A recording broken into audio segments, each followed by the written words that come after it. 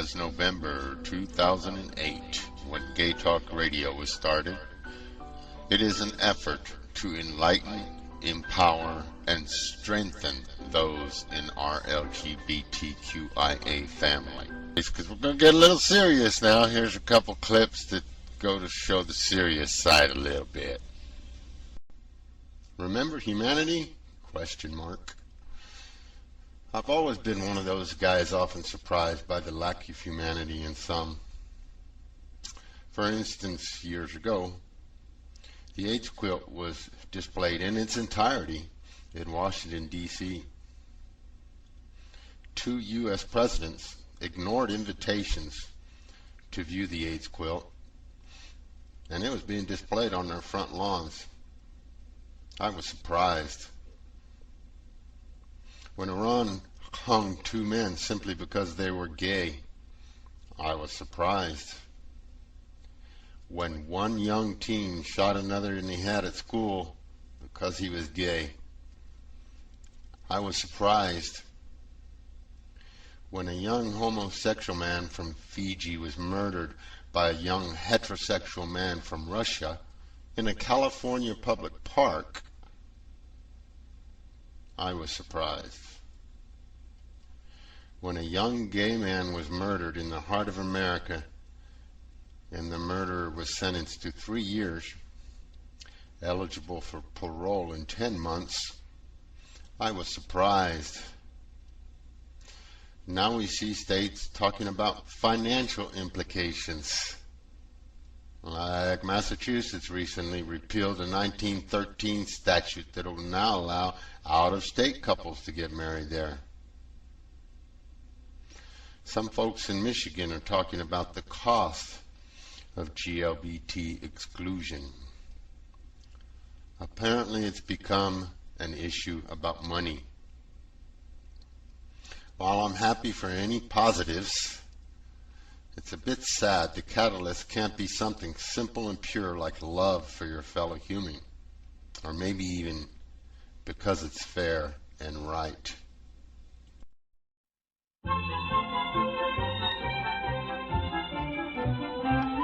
How much is that doggy in the window? The one with the waggly tail. How much is that doggy in the window? I do hope that doggy's for sale. Yeah, here we are. How much is that doggy in the window? I got a clue for you for the free DVD. The clue is doggy, D-O-G-G-I-E. How much is that doggy? Ha! Well, whoever has the most doggies, the most clues right for the month of May on all the DVD clues we've been giving out, then you're going to have a DVD. 2 free DVDs we're giving out for the month of May. Don't forget there's clues inside all the podcasts. Heck yeah. Get that sucker. There's 2 of them. And everyone's trying hard. I know they are. So anyway, at the end of the month of May, you'll be able to send me your list of the clues that you got, and we'll see who gets the most of them right. I'll let you know. Besides that, we're doing our pledge week. We want to remind you to stop by gaytalkradio.org or queerpublicradio.com and add your voice to our voice. Help our voice be loud and proud. Thank you. And back to this wonderful, wonderful song. I want a bunny or a kitty. I don't want a parrot that talks. I don't want a bowl of little fishies. He can't take a goldfish for a walk. How much is that doggy in the window? The one with the waggly tail. How much is that doggy in the window? I do hope that doggy's for sale.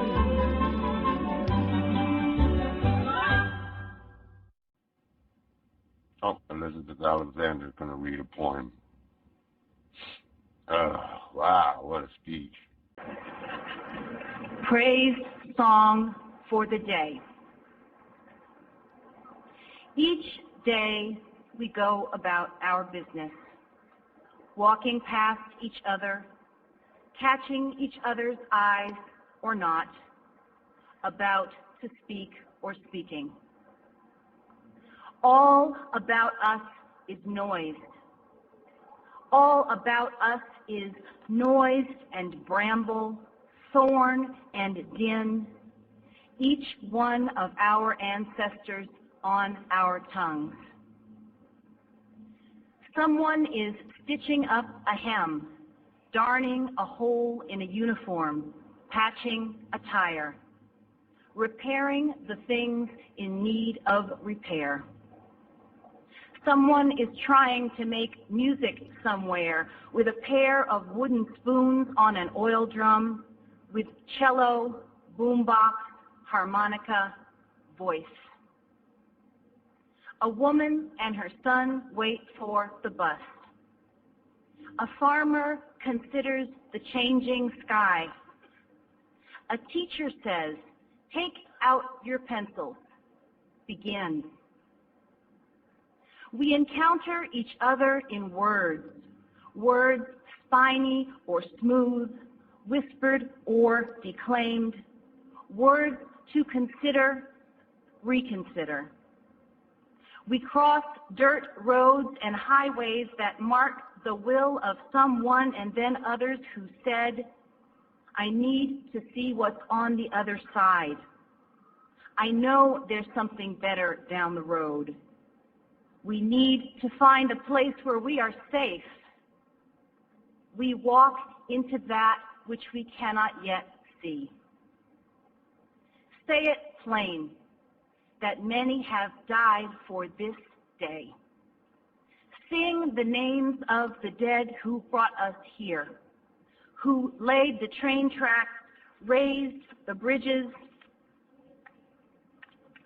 picked the cotton and the lettuce, built brick by brick the glittering edifices they would then keep clean and work inside of. Praise song for struggle. Praise song for the day. Praise song for every hand-lettered sign, the figuring it out at kitchen tables. Some live by love thy neighbor as thyself. Others by first do no harm or take no more than you need. What if the mightiest word is love? Love beyond marital, filial, national. Love that casts a widening pool of light. Love with no need to preempt grievance. In today's sharp sparkle, this winter air, anything can be made, any sentence begun. On the brink, on the brim, on the cusp. Praise song for walking forward in that light.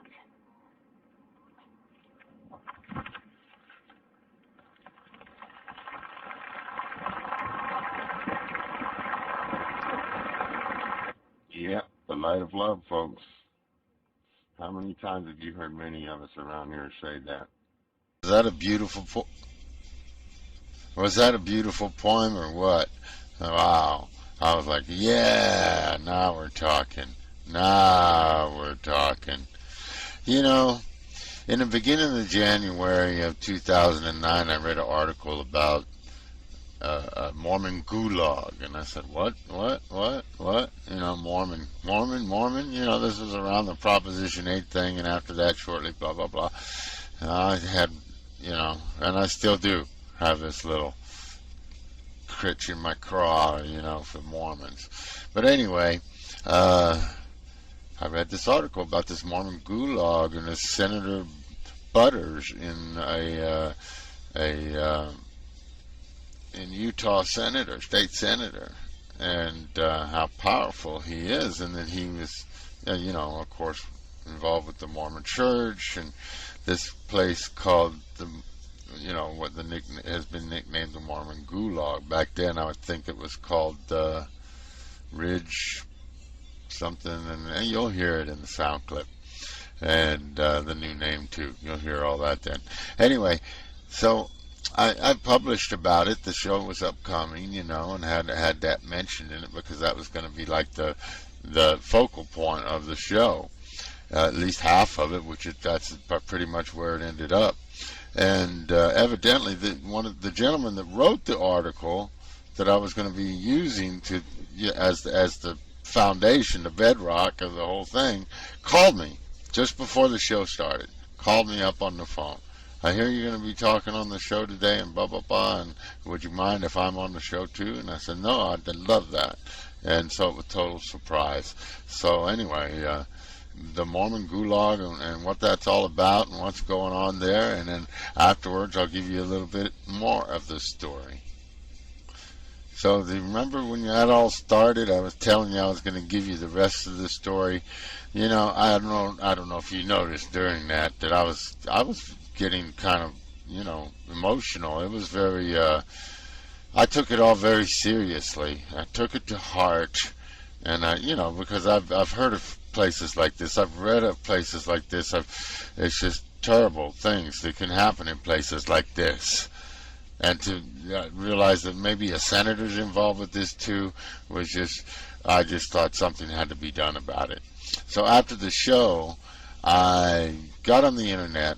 I looked up the contact email addresses for 60 Minutes, Maddow, Oprah, I think I contacted.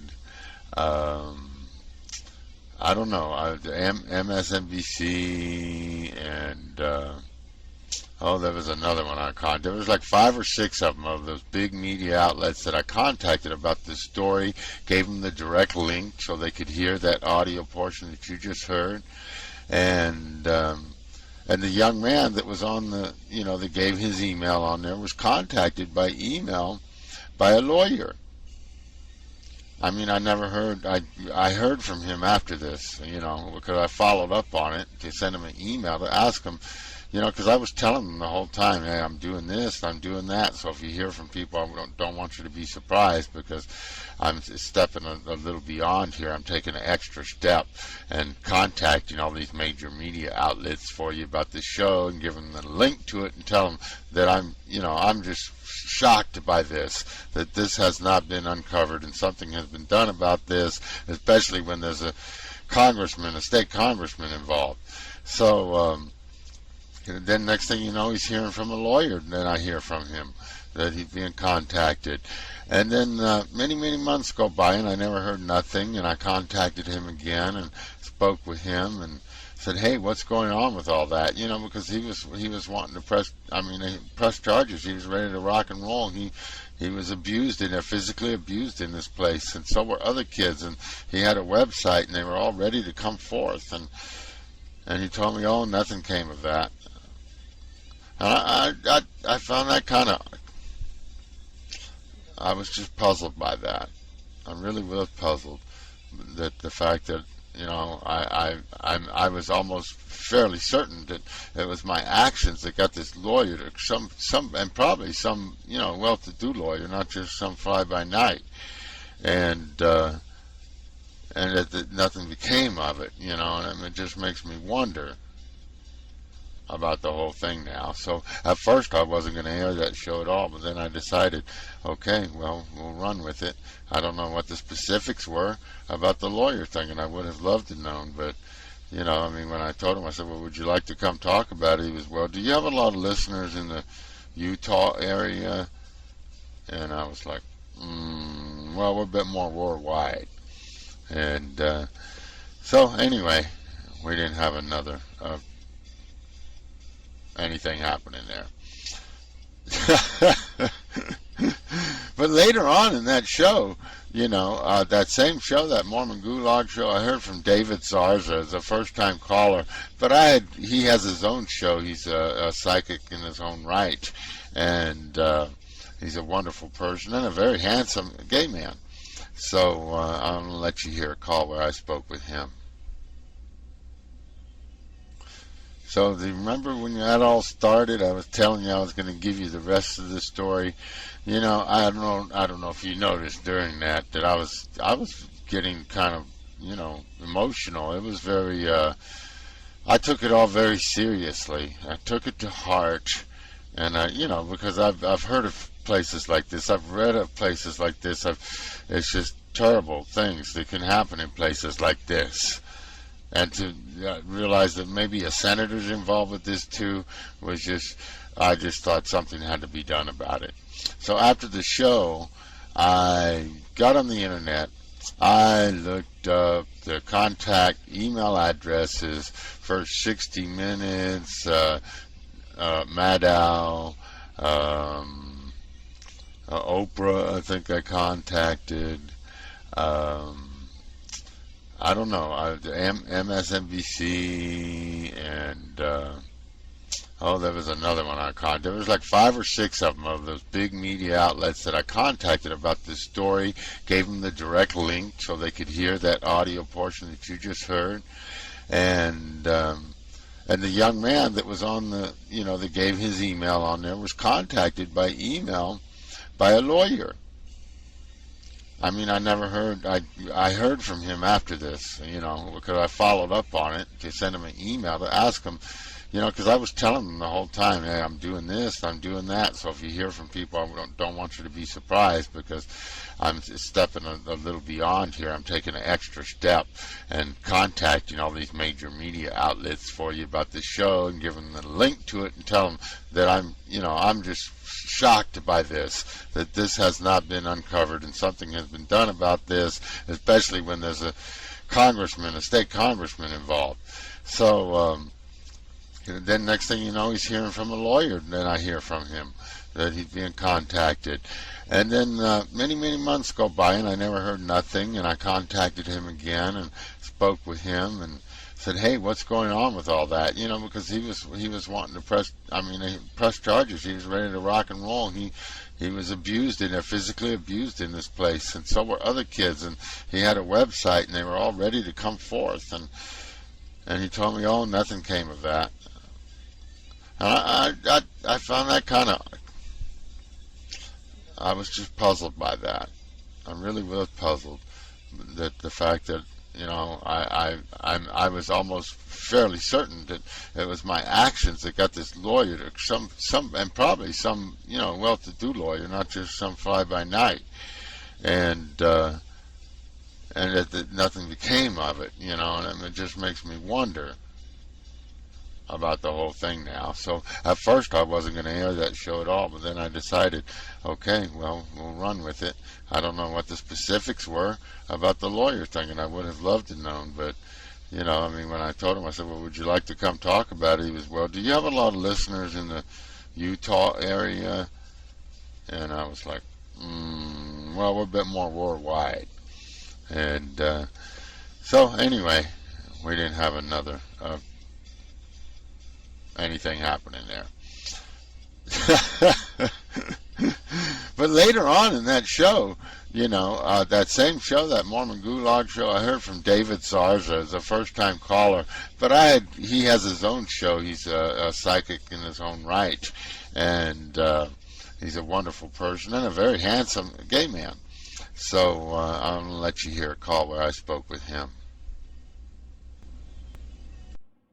But here's David Zarza when he called in to my show Tuesday, with him and I and our little conversation we had Tuesday.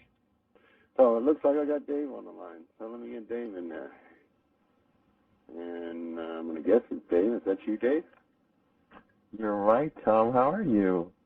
Oh, I'm alive and kicking. I'm like, this is my first primetime show, and now I know why I've never done a primetime show before. Why? It's a headache. I know I had to do one alone the other day. Yeah, I just wanted to call and say hello. It's the first time I've called into your show because your other shows were so early. So I'm so happy you had this one at this time. I'm happy too because I was like, I could see that you were listening to my other shows in the archives, but I was like, I guess Dave's not an early riser, I guess, is what I was always saying. Not at all. Oh my goodness. Yeah. No. But so are you going to do the open mic shows pretty regularly? Oh, I don't know. I was kind of hoping to. I really was. But, if I can't do something about, getting a better internet or whatever here, because I'm on wireless. It's a long story. And I'm thinking even if I wired myself in, I don't know. We'll see. I'll try to make some arrangements here or something, to see if I can't do something somehow to make it happen. You're in my neighborhood, right? You're here in Seattle too. Yeah, I am. I'm not too far away from you, I don't think. I'm not sure where. I know you're in Edmonds. I'm in Snohomish. Ah, okay. So you are kind of far. Yeah, it's about an hour away or maybe 2 hours away or... Yeah, that's what I would consider far.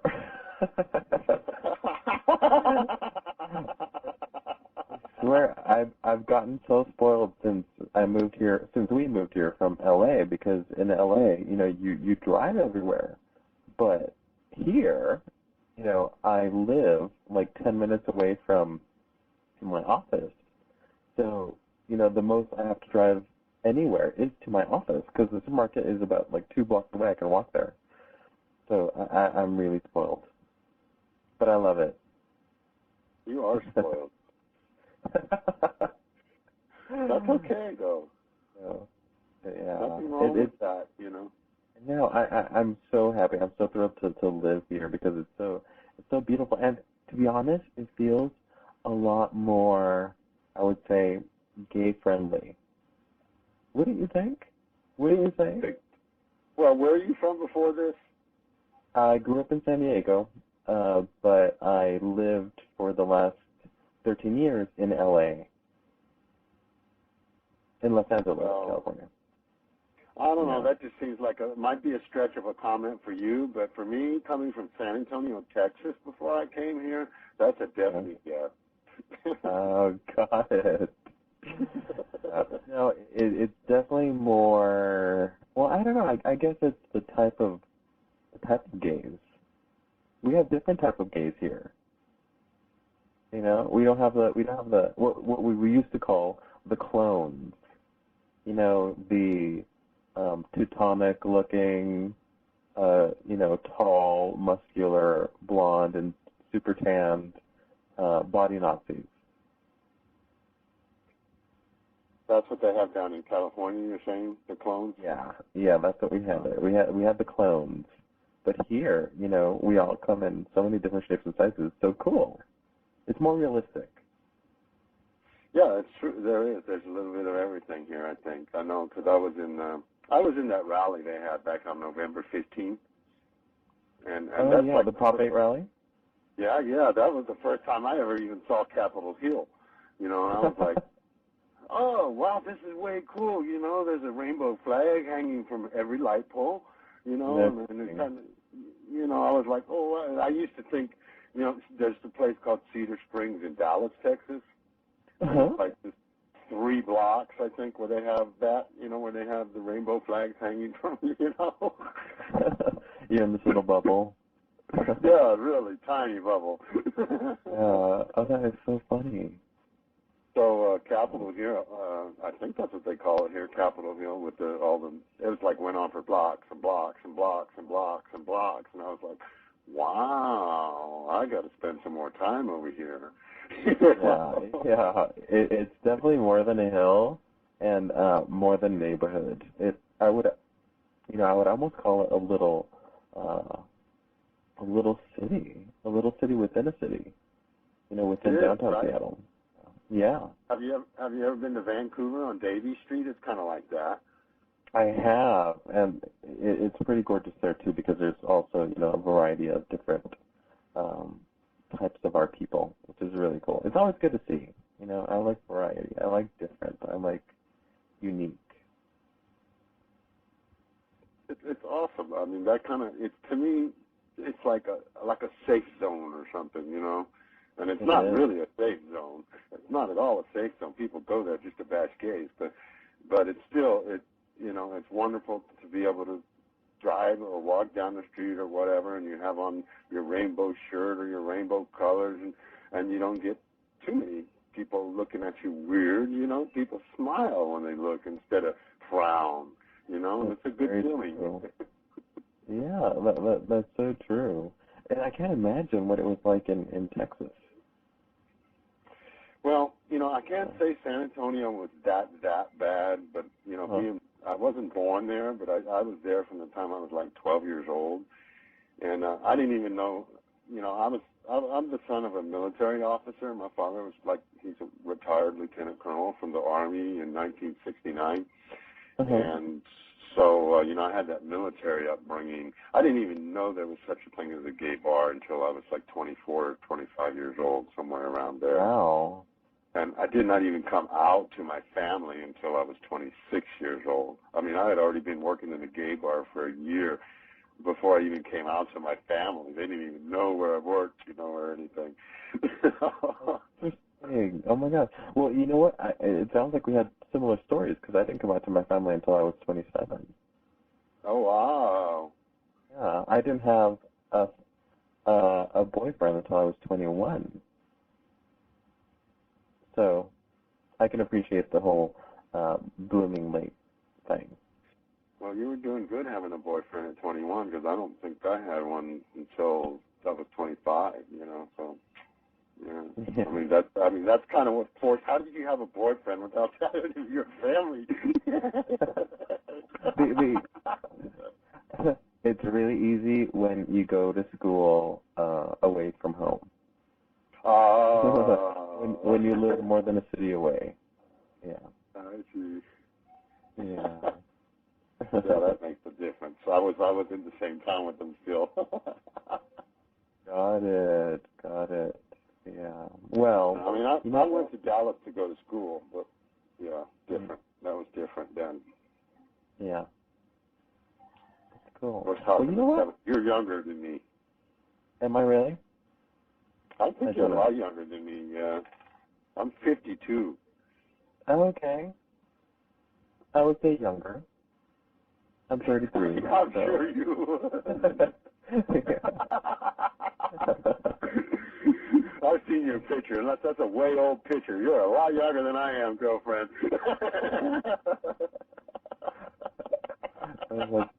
I saw that picture. I sort of have to update it because it is a few years old. So, yeah, I don't look much different, but you know, I'm more mature now.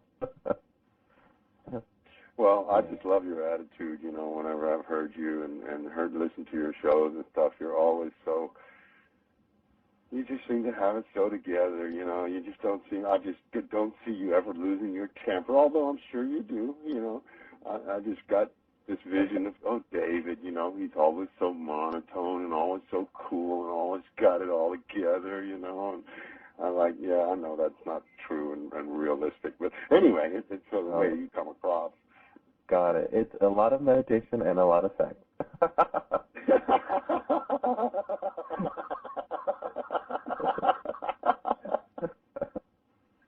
That really is, you know. Do what feels good, essentially, and you can keep your cool anytime. Yeah? Yeah. So that's my story. How is that for open mic? Well, I thank you for calling in and giving me a story and sharing part of your life with us. You know, I feel like I ruined it because I put too much of mine in there. No, not at all. You know, that's sort of, yeah, it's sort of what I do too, because, you know, I'm a therapist, so I'm more of a listener than a talker. So it's kind of a shift when I do the radio shows. Are you seeing the chat room watermarks wishing you have a straight brother or a twin brother or that is straight or anything? Well, I actually do have a brother, a younger brother, who's actually way more attractive than me. he's very, very incredibly hot. Yeah. You can ask all the girls that are after him. He is straight too. too bad, Watermark. The Watermark's older, so younger won't work for her. Oh, well, that's yeah. life. That's life, yeah. So, alrighty. you want to put out your, feel free to put out your show URL or link or tell us. I mean, I know now that you're doing your show, what, twice a week now? I am. I'm doing coaching, Seven Sons coaching on Mondays at 4 p.m., where I also do readings. And on Mondays is when I'm probably going to have guests come up. And Fridays, I do only readings, except for this Friday, because this Friday I'm having a dream detective that I'm really excited about, because she's just so good and so cool. So, and Friday, the shows are at 6 p.m., so just At in 6 case anybody p.m. wants. on Friday?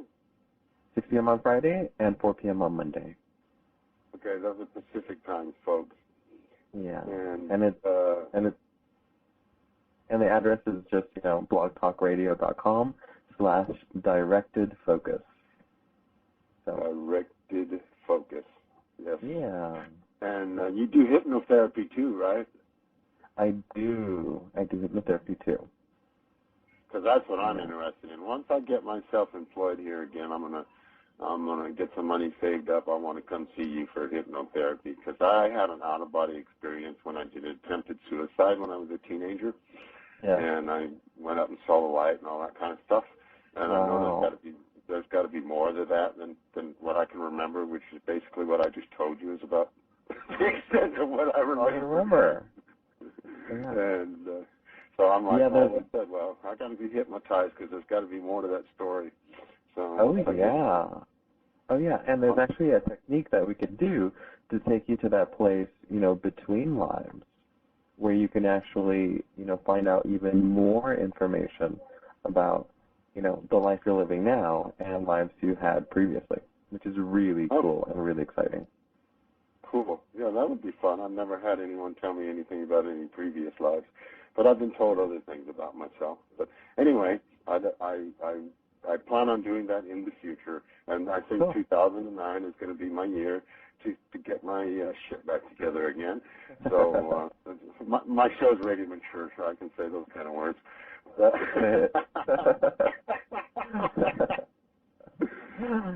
go. Well, thanks, Tom, and have a great night, okay? Thanks for calling, David. Thank you. You're welcome. I'll talk to you soon. Okay, bye-bye.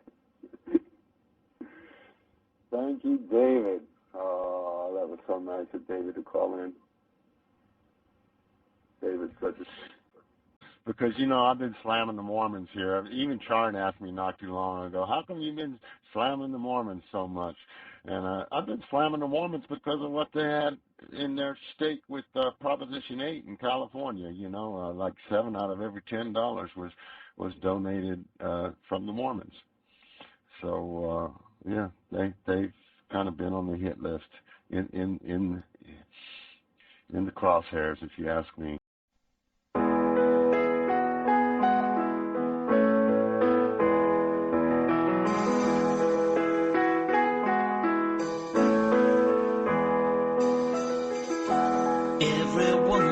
Every man and child tell a story, it is in their eyes.